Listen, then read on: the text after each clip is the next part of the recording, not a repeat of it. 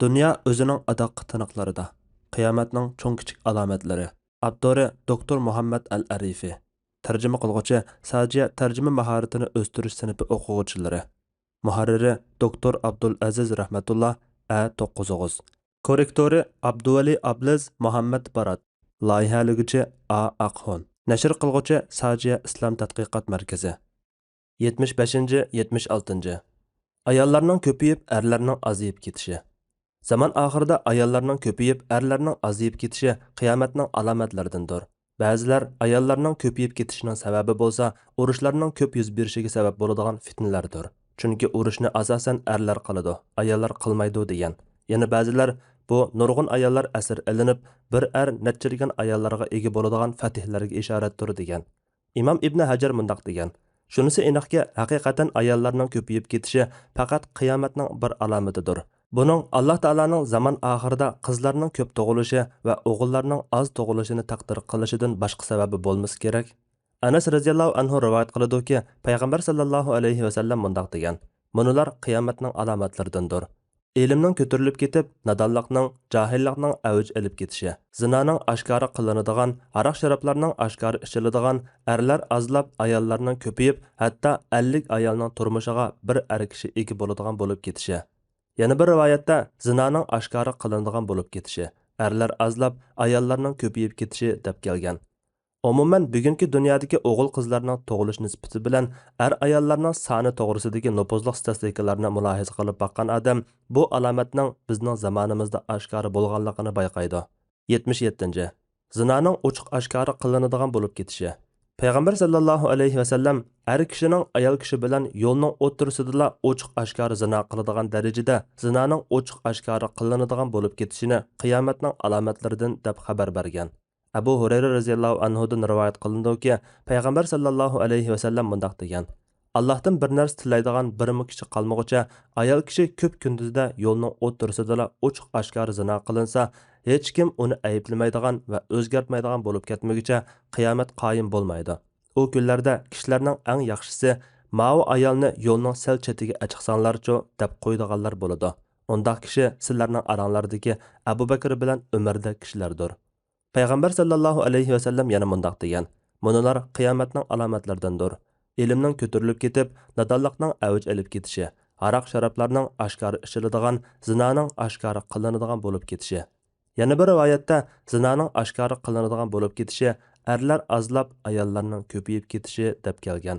Bu alomatlar bizning zamonimizda ba'zi sun'iy hamroh kanallari, internet torlarida tarqatilayotgan, mu'min kishi ko'rishdan nomus qiladigan nomussiz ishlar, haram surat va filmlar orqali oshkora bo'ldi. Shunga mu'minlar haram ishlardan nafsini saqlashi, ko'zini yumishi, yo'ldan chiqqan fojir kishilar bilan aralashishdan hazar aylishi, davomli Allohdan o'zini iffatlik, pok qilishini so'rab turishi lozim. 78. Qur'on o'qib haq ilinadigan bo'lib ketishi. Qur'on o'qish ibodatdir. Aslida ibodatlar dunyo talab qilish uchun emas, balki ulug' Allohning roziligi uchun qilinish kerak edi. Har xil munosabat va ta'ziya so'rinlarida Qur'onni chiroyli o'qib haq oladigan kishilarning maydoniga kelishi qiyomatning alomatlaridandir. Imron ibn Husayn radhiyallohu anhuma Qur'on o'qiyotgan bir odamning yonidan o'tib qoldi. U odam Qur'on o'qib bo'lgandan keyin haq talab qildi.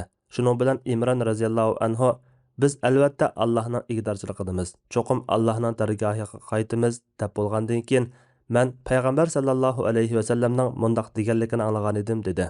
Kimki Qur'on o'qisa, uning bilan Allohdan tilaydiganini tilasin. Keyin shundaq bir qavm keladiki, ular Qur'on o'qib, uning bilan kishilardan haq tilaydi. Jabir ibn Abdullah radhiyallohu anhuma rivoyat qilib mundaq deydi: Biz Qur'on o'qiyotganimizda payg'ambar sallallohu alayhi va sallam bizning qashimizga chiqdi.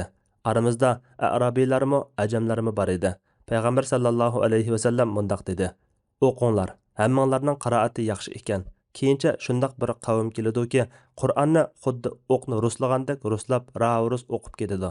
Ammo uningdan qo'lga keladigan manfaatni dunyoda oladi, oxirat savobini ko'zlamaydi. 79. Kishilar orasida semizlikning ko'payib ketishi. Imron ibn Husayn radhiyallohu anhuma rivoyat qiladiki, payg'ambar sallallohu alayhi va sallam mundaq degan: "Mening ummatimning yaxshilari mening zamonimdagilar, andin ularning zamoniga yaqin bo'lganlar, andin ularning zamoniga yaqin bo'lganlardir. Ulardan keyin shundaq kishilar keladi-ki, guvohlikqa chaqirilmay turib guvohlik beradi, xiyonat qiladi, ishonchlik deb qaralmaydi, biror yaxshilik qilishga va'da qiladi-yu, vafo qilmaydi. Ularda semizlik paydo bo'ladi. Balkim zaman oxiridagi semizlikning ko'payib ketishining sababi ko'ngil tortadigan va tatliq yemak-ichmak turlari xilma-xil bo'lgan bayoshatlikning umumlashishi va jismoniy harakatning ozlab ketganligidan bo'lishi mumkin. Mayli cho'nglarda bo'lsin yoki kichiklarda bo'lsin, semizlab ketish ig'irroq bo'lmoqda. Hatto statistikalarga asoslanganda dunyodagi nüfusning 6dan birining ig'irligi eshib ketgan. Shunga bugungi kunda urug'latish va semizlikka qarshi turishda yordami bo'ladigan dorilar va har xil amallar ko'paymoqda. 80-81. Guvohlikqa chaqirilmay turib guvohlik beradigan, yaxshilikqa va'da qilib vafo qilmaydigan kishilarning maydoniga kelishi. Bu ikki alomat oldingi temada tilga ilingan. Ulardan keyin shundaq kishilar keladi-ki, guvohlikqa chaqirilmay turib guvohlik beradi, xiyonat qiladi, ishonchlik deb qaralmaydi, biror yaxshilik qilishga va'da qiladi-yu, vafo qilmaydi. Ularda semizlik paydo bo'ladi degan hadisda kelgan. Guvohlik beriladigan ishni bilmasdan va guvohlikqa chaqirilmasdan boshqalarga guvohlik berish ishiga sal qarash. Vafo qilmaydigan turuqliq yaxshilik qilishga va'dani ko'p qilish bo'lsa, dinning sustligi, imonning ojizligi va qalbda Allohni ulug'lashning bo'lmaganligini bildiradi. 82. Kuchliklar ojizlarni yeydigan bo'lib ketishi. Aisha radhiyallohu anha rivoyat qilib mundaq deydi: Payg'ambar sallallohu alayhi va sallam mening yonimga: "Ey Aisha, sizning qavmingiz ummatim orasida menga eng tez yetishib olg'uchidir" degan holda kirdi. Men Rasululloh o'ltirgandan keyin: "Ey Rasululloh, Alloh meni sizlarga pido qilsin. Sizlar meni cho'chitadigan bir so'zni degan holda kirdilar" desam, u nima so'z deb so'radi. Men: "Sizlar qavmimni ummatingizning orasida o'zingizning keynidan eng tez yetishib olg'uchidir" dedilar desam, shundoq dedi. U nima sababdan desam, o'lim ularni shirin bir ov deb qarab hujum qilib ovlaydi dedi. Undaq bo'lsa, kishilar shu vaqtda yoki shuningdan keyin qandoq bo'ladi desam, ular qanoti chiqmagan chekirtkidek qiyomat qoyim bo'lguncha ularning kuchliklari ojizlarni yeydi dedi. Bu hadisda cho'ng zulm va yomonlikning yuz berib, hatto kuchliklarning ojizlarni yeydiganligiga ishorat qilingan. 83. Allah nazil qilgan qonun bilan hukm qilinmaydigan bo'lib ketishi. Allah Taala nazil qilgan narsalar bilan hukm qilish, amal qilishga tegishli bo'lgan eng muhim farzlarning biridir. Haq Taala aytadi: Kimlarga Allah nazil qilgan bo'yicha hukm qilmaydi ekan, ular kofirlardir. Maida surasi 44-oyat. Zaman oxirida kishilar orasida islomning asoslari birdan amaldan qilishga boshlaydi. Bularning orasida Alloh taolaning nazil qilganlari bilan hukm qilish eng avval amaldan qoladi. Umama radhiyallohu anhu payg'ambar sallallohu alayhi va sallamning mundaq deganligini rivoyat qiladi. Islomning asoslari kishilarning orasida birdan amaldan qoladi. Bir asos amaldan qolganida kishilar shu asosning keyindigiga eslab oladi. Eng avval amaldan qoldigani Allohning nazil qilganlari bilan hukm qilishdir. Eng oxirida amaldan qoldigani bo'lsa namozdir. Bak afsuski, bugungi kunlikda islom davlatlarining ko'pinchisida bu alomat oshkor bo'ldi. Ular faqat nikoh, taloq, miros va shuningga o'xshash ishlarda islom shariati bilan hukm qiladi. Ammo savdo muomalalari, jinoiy ishlarda bo'lsa, ko'pinchisi Fransiya, Angliya va uningdan boshqa davlatlarning qonunlari bilan hukm qiladi. Mana bu Alloh taolo nazil qilganlarning boshqasi bilan hukm qilishdir. Haq taolo aytadi: Allohga chin ishonadigan qavmning nazarida hukmda Allohdan adil kim bor? Maid surasi 50-oyat. 84. Rumliqlarning ko'payib, arablarning ozlab ketishi. Rumliqlar bugungi kunlikda Yevropaliklar va Amerikaliklar deb ataladigan kishilardir. Ular Asfar ibn Rum ibn Aysu ibn Ishoq ibn Ibrohimga mansub qilinib, Rumliqlar deb atalgan. Shunga ularga Asfar avlodi modelidir. Mustavrat al-Qurashi radhiyallohu anhu Amr ibn As radhiyallohu anhuning huzurida "Men payg'ambar sallallohu alayhi va sallamning Rumliqlar kishilarning eng ko'pi bo'lgan vaqtda qiyomat qoyim bo'ladi" deganligini anglagan degan edi.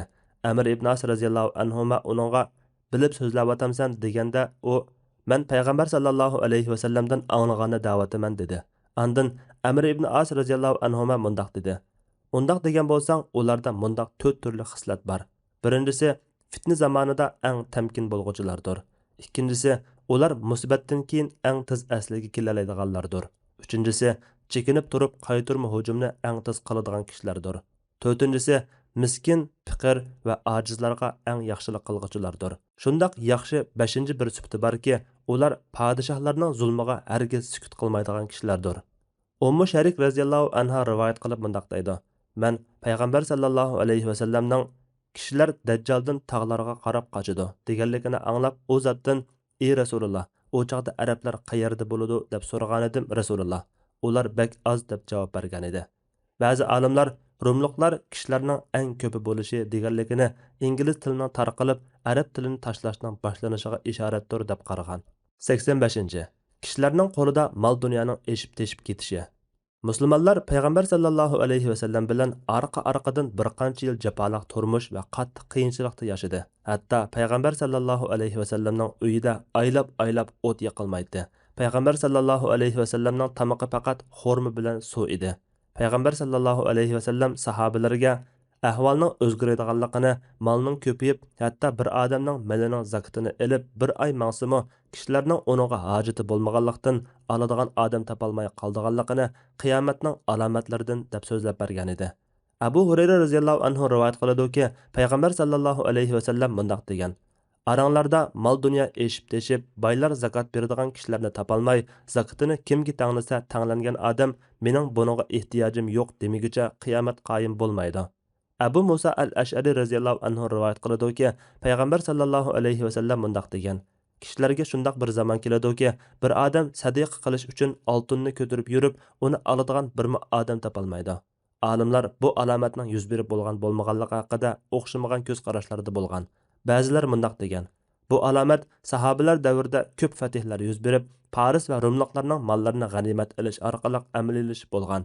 Umar ibn Abdul Azizning zamonida pul-mol shundoq ko'payib ketganki, bir odam sadiqasini qabul qiladigan odamni topolmay, hatto sadiqaga muhtoj deb qaragan kishiga sadiqasini tanglasimi, tanglangan odam mening sadiqaga ehtiyojim yo'q deydigan darajaga berib yetgan.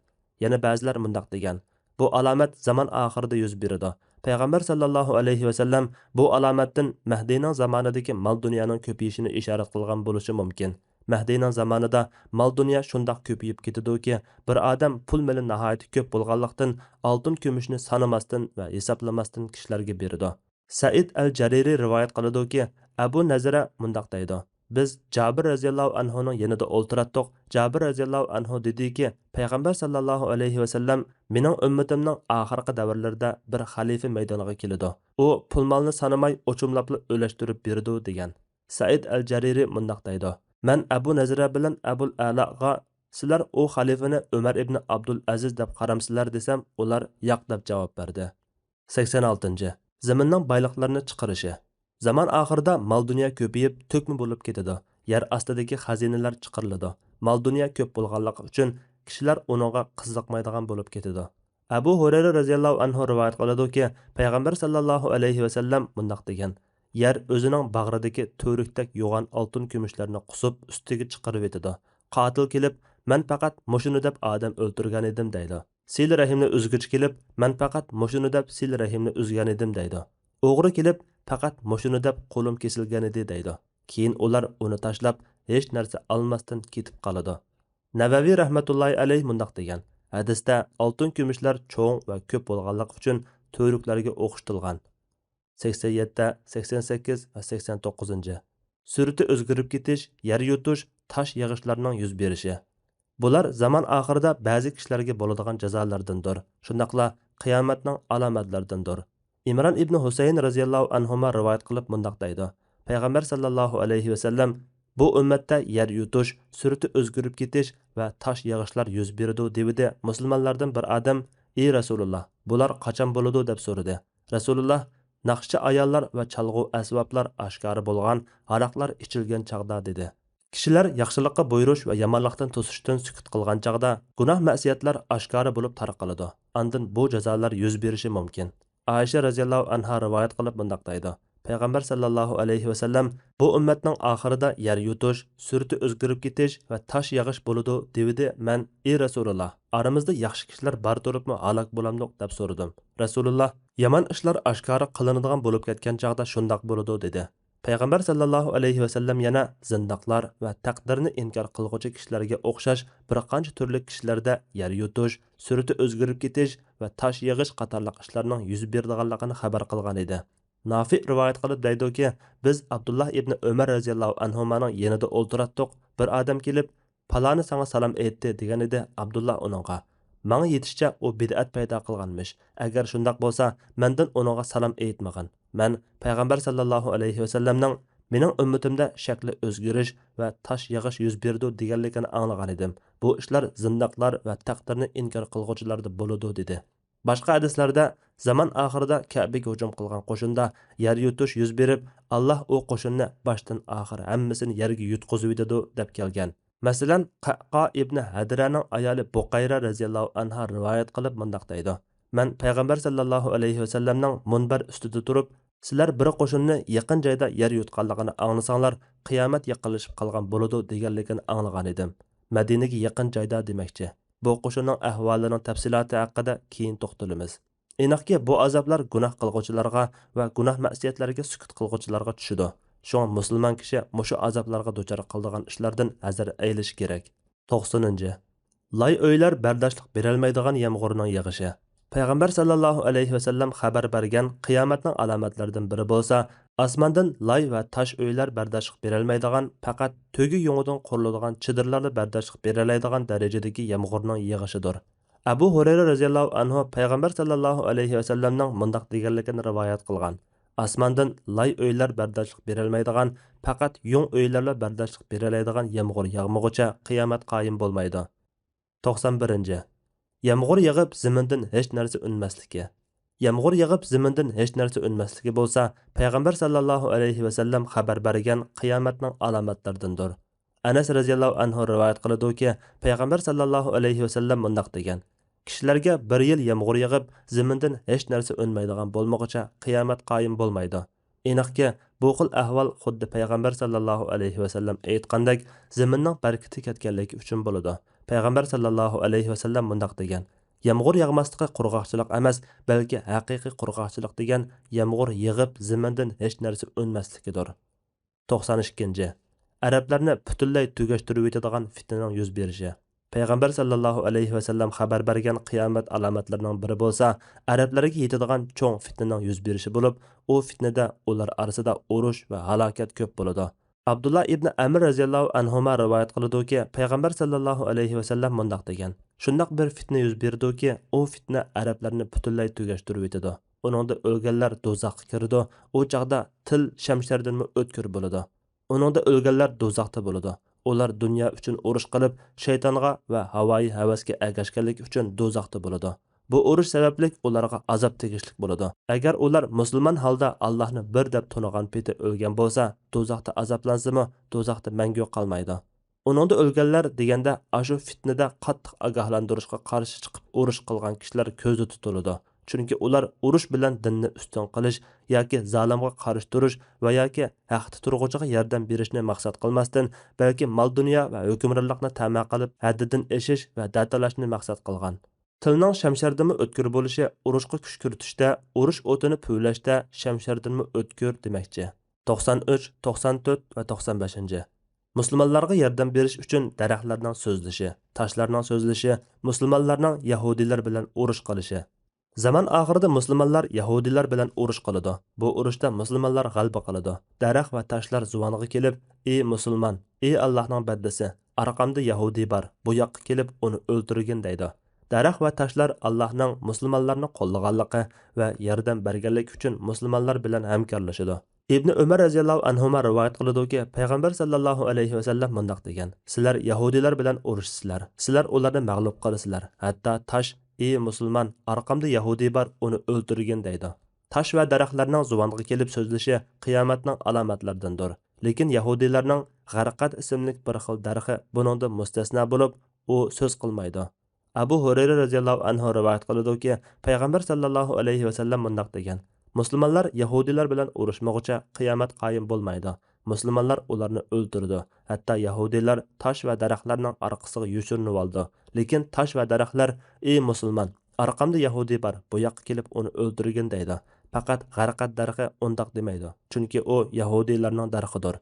Yana bir rivoyatda payg'ambar sallallohu alayhi vasallam mundaq degan: Sizlar taki yahudiylar bilan urushgan, hatto orqasiga yahudiy yushirinib olgan tosh: "Ey musulmon, orqamda yahudiy bor, uni o'ldirgin" demigicha qiyomat qoyim bo'lmaydi. Daraxt va toshlarning so'zlashi haqdir. Chunki Alloh jonsiz narsalarni so'zlatishga qodirdir. Shundaqla bu qiyomatning yaqinlashganligining alomatlaridandir. Nahik ibn Suraym radhiyallohu anhu rivoyat qiladi-ki, payg'ambar sallallohu alayhi vasallam mundaq degan: Sizlar mushriklar bilan cho'qim urush qilasizlar. Hatto sizlarning qolganlaringlar Iordaniya daryosi bo'yida Dajjal bilan urush qiladi. Sizlar daryoning shab tarafida, ular bo'lsa g'arb tarafida bo'ladi. Nahik ibn Suraym radhiyallohu anhu mundaq deydi: Men shu kunda Iordaniyaning qayerda bo'lganligini bilmayman. Iordaniya daryosi degandan Yahudilar ishg'ol qilib olgan Falastin bilan Iordaniya o'ttirisini ayirib turadigan dengiz maqsad qilinadi. 96. Furat daryosidan oltin tog' ichilib qolishi.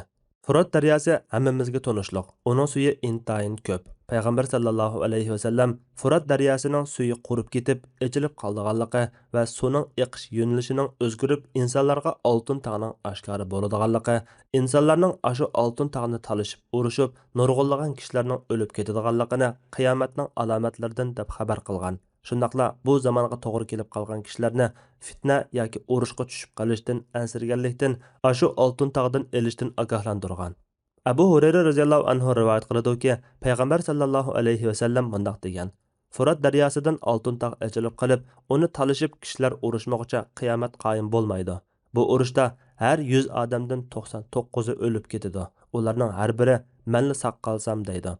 Yana bir rivoyatda payg'ambar sallallohu alayhi vasallam mundaq degan: Kimki shu zamonga to'g'ri kelib qolsa, uningdan hech narsa olmasin. Ubay ibn Ka'b radhiyallohu anhu mundaq deydi: İnsanlar davomli mol dunyo tepishda har xil bo'ladi. Men payg'ambar sallallohu alayhi vasallamning mundaq deganligini anglagan edim. Uzunga qolmay Furat daryosidagi oltin tog' ochilib qoladi. İnsanlar buni anglab, uning qashig'iga boradi. Oltin tog'ning qashidagi kishilar, agar biz kishilarni oltinlarni elishda mayliga qo'yvasak, albatta ular oltinlarning hammani elib ketadi deydi. Shuning bilan insonlar ashu oltinni talishib urushidi. Har 100 odamdan 99'i o'lib ketadi. Oltin tog'ning ochilib qolishi suvning eqish yo'nalishining o'zgarib ketishi sababli bo'lishi mumkin. Bu oltin tog' to'pi bilan ko'milgan va bilinmagan bo'lib, ma'lum sabab tufayli suvning eqish yo'nalishi o'zgarganda Alloh uni ochib etadi. Shu vaqtda bo'lgan kishi fitna va qon to'kilishdan qo'rqib, ashu oltin tog'dan hech nima olmasligi kerak. Bu fitna taxi oshkora bo'lmadi. Qachon yuz berdiganligini Alloh o'zi eng yaxshi biladi. Bugungi kunda Turkiya va Suriya Furat daryosida to'smalarni silib atadi va daryodagi suvning ozlab ketishini keltirib chiqaradigan zavodlarni qurib atadi. Bu ashu oltin tog'ning oshkora bo'lishining muqaddimalari bo'lsa kerak. 97. Kishining ojizlik va gunoh ish o'tirisida tanlashga duch keladigan zamonning kelishi. Payg'ambar sallallohu alayhi vasallam xabar bergan qiyomatning alomatlaridan yana biri kishining gunoh ishni qilish yoki uni qilmay ojizlik, qaloqlik va uningdan boshqa buzg'unchilarning nazarida ilg'or deb qaralmaydigan nomlar bilan ayblanish orasida tanlashga duch kelishidir. Payg'ambar sallallohu alayhi vasallam ashu kishilarga ojizlikni tanlab, buzuq ishlardan yiroq turishga nasihat qilgan. Abu Hurayra radhiyallohu anhu rivoyat qiladi-ki, payg'ambar sallallohu alayhi vasallam mundaq degan: Kishilarga shundoq bir zamon keladi-ki, u zamonda bir kishi ojizlik va gunoh ish o'ttirisida tanlashga duch keladi. Kimki shu zamonga to'g'ri kelib qolsa, gunoh ishlarni tark etib, ojizlikni tanlasin. Bu ish bizning zamonimizda oshkora bo'lmoqda. Masalan, ayollardan kimki hijobni mahkam tutsa, davrning kaynida qolgan, qaloq deb tuhmatga uchraydi. Kimki jazonini yoki parini yoki buzuq iqimlarga agishishni tark etsa, insonlar uni qaloq, davrning kaynida qolgan deydi. İnsanlar bugungi jamiyatda gunohkorlik va osiy bo'lish bilan qobiliyatsizlik va qaloqlik o'ttirisida tanlashga duch kelmoqda. 98. Arab yarim orlining bog'u bo'stonlik va irq o'stonlik holatiga qaytishi. Arab yarim orliga nazar solgan kishi giyohsiz, qaqos, cho'llikning umumiy yer ko'lamining 70%ni egallaydiganligini bilalaydi. Payg'ambar sallallohu alayhi vasallam Arab yarim orlining o'simlik unmaydigan, giyohsiz, qaqasliq bo'lganidan keyin bog'u bo'stonlik, irq o'stonlik holatiga qaytishini qiyomatning alomatlaridan deb xabar qilgan. Abu Hurayra radhiyallohu anhu rivoyat qilib mundaq deydi: Payg'ambar sallallohu alayhi vasallam Arab diyori bog'u bo'stonlik va daryolik holatiga qaytmoqcha, Iroq bilan Makka orasidagi yo'lovchi yo'ldan ezib qilishning boshqasidan qo'rqmay mangmoqcha, harj ko'paymaguncha qiyomat qoyim bo'lmaydi dedi sahobalar. Ey Rasululloh, harj degan nima deyishdi? Payg'ambar sallallohu alayhi vasallam harj degan o'ltirish deb javob berdi. Abu Hurayra radhiyallohu anhu rivoyat qiladi-ki, payg'ambar sallallohu alayhi vasallam mundaq degan: kishi malining zakatini elib chiqib, uni qabul qiladigan kishi topolmagudek darajada mol dunyo ko'payib ketmaguncha, arab zaminlari bog'u bo'stonliq va irq o'stonlik holatiga qaytmoqcha qiyomat qoyim bo'lmaydi. Muaz roziyallohu anhu rivoyat qilib bundoq deydi: Tabuk g'azoti yili biz payg'ambar sallallohu alayhi vasallam bilan birga chiqdik. Bu jarayonda payg'ambar sallallohu alayhi vasallam namozlarni jamlab, peshin bilan asrni, sham bilan xuftanni jamlab o'qiydi. Bir kuni namozni kechiktirdi. Andan chiqib peshin bilan asrni jamlab o'qidi. Andan kirib ketib, keyin yana chiqib sham bilan xuftanni jamlab o'qidi. Andan keyin Alloh xolisa ati kunduzi Tabuk buloqiga yetib bora olaysizlar. Kim shu buloqqa yetib borsa, men barmog'icha suvga chiqilmasin dedi. Atsi buloq beshiga yetib borsak, buloqdan azroq suv chiqib o'tibdi. Bizdan burun 2 kishi berib bo'lgan ekan, payg'ambar sallallohu alayhi vasallam suvga chiqildinglarmi deb so'radi. Ular ha dedi. Shuning bilan payg'ambar sallallohu alayhi vasallam u ikkisiga koyib, ba'zi xalagan bir so'zlarni qildi.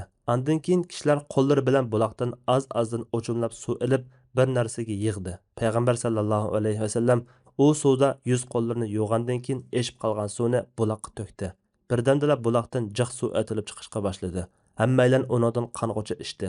Andan payg'ambar sallallohu alayhi vasallam: "Ey Muaz, ömrüň uzun bolsa, bu yerning mushu buloq suyi bilan bog'u bo'stonlikqa to'lganligini ko'rishing mumkin" dedi.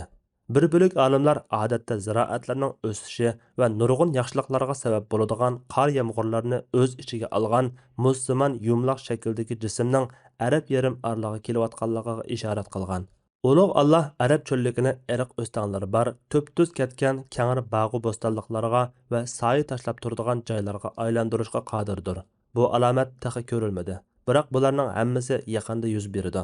Payg'ambar sallallohu alayhi vasallamning Tabukda Muaz, ömrüň uzun bolsa, mushu yerning mushu buloq suyi bilan bog'u bo'stonliqlarga to'lganligini ko'rishing mumkin degan bu so'zi Tabukdagi keng ko'lamlik tarilg'u yerlarga elib berilgan zo'r va yezi egillik planlari orqali bugungi kunda amalga oshdi.